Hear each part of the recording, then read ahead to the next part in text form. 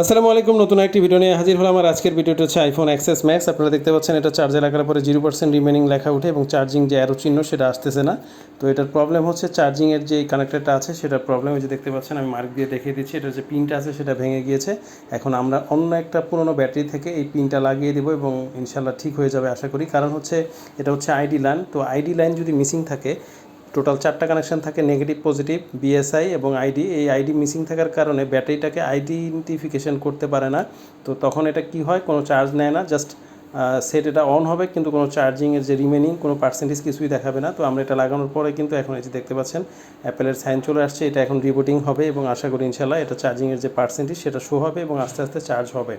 তো আমরা অনেক সময় পুরনো ব্যাটারি ফেলে দিই, তো এই পুরনো ব্যাটারিগুলো যে বিপদে কতটা কাজে আসে সেটা এখন আপনারা দেখতে পাচ্ছেন এই ব্যাটারিটার মাধ্যমে। আমরা এটার থেকে পিনটা খুলে লাগিয়ে দিয়েছি, এখন এটা ঠিক হয়ে গিয়েছে। তো এভাবে কিন্তু প্রায় 3,000 টাকা ওনার বেঁচে গেল। এই ব্যাটারিটা নতুন লাগাতে গেলে প্রায় 3,000 টাকা